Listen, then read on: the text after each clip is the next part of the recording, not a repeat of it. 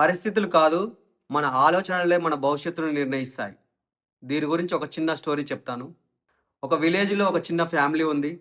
తండ్రి రోజు కష్టం చేసి, రోజు కూలికి వెళ్ళి డబ్బు సంపాదించేవాడు. కొంత డబ్బును ఇంట్లో ఇచ్చేవాడు.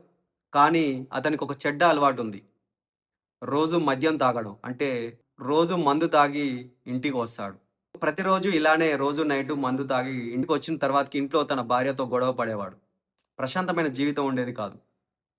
అయితే వారికి ఇద్దరు చిన్న పిల్లలు. ప్రతిరోజు ఇలానే జరుగుతుండేది. వాళ్ళకు చాలా సాధారణమైపోయింది. రోజు మందు తాగి రావడం, ఇంట్లో గొడవ పెట్టుకోవడం. ఇంట్లో ఉన్న చిన్న పిల్లలు ఇది రోజు చూస్తూనే ఉన్నారు. ఒకే ఇంట్లో ఉన్నారు.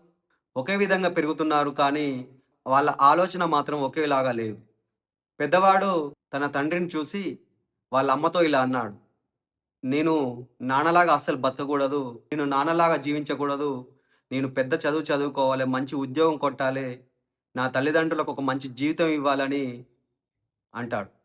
తన చదువు మీద శ్రద్ధ పెడతాడు. అలాగే రెండోవాడు చిన్నవాడు తన తండ్రి కష్టాన్ని చూసి ఇలా అనుకుంటాడు.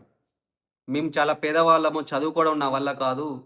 నేను గూడా ఏదో కష్టం చేస్తాను. ఏదో కూలి పని చేసుకొని ఇలాగే బతుకుతాను" అని అనుకోని చదువుని వదిలేస్తాడు పూర్తిగా. ఇద్దరు ఒకే ఇంట్లో పెరుగుతున్నారు.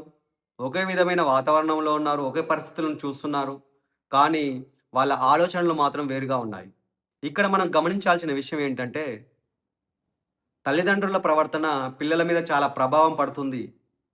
కానీ పిల్లలు ప్రతి విషయాన్ని ఒకేలాగా తీసుకోరు. ఒక సంఘటన చూసి వాళ్ళు దాన్ని ఎలా తీసుకున్నారు? ఎలా అర్థం చేసుకున్నారు? దాన్ని చూసిన తర్వాతకి ఎలాంటి నిర్ణయాలు వాళ్ళు తీసుకుంటారనేది మనం గమనించాలి. మీరే గమనిస్తే ఇంట్లో తల్లిదండ్రుల ప్రవర్తన బాగానే ఉంటుంది. కానీ పిల్లలు చెడిపోతారు.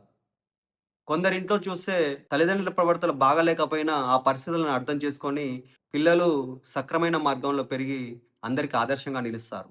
ఇక్కడ ఇద్దరు చిన్న పిల్లలకి ఒకేలా పరిస్థితులున్నాయి. కానీ వాళ్ళ ఆలోచనలు మాత్రం వేరుగా ఉన్నాయి.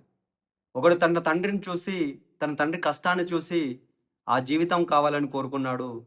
మరొకడు తన తండ్రి కష్టాన్ని చూసి ఇలాంటి జీవితం వద్దని నిర్ణయించుకున్నాడు. ఏం జరిగినా, ఎలాంటి పరిస్థితులు నీకు ఎదురైనా దాని నుండి మంచి, చెడు 2 ఉంటాయి. కానీ చెడు తీసుకోకుండా మంచి నుండి మాత్రమే మనం ఒక గొప్ప పాఠాన్ని తీసుకొని మన జీవితాన్ని మార్చుకోవాలి. ఈ స్టోరీ మీకు నచ్చినట్టయితే లైక్ చేయండి, షేర్ చేయండి. Thank you. జై హింద్.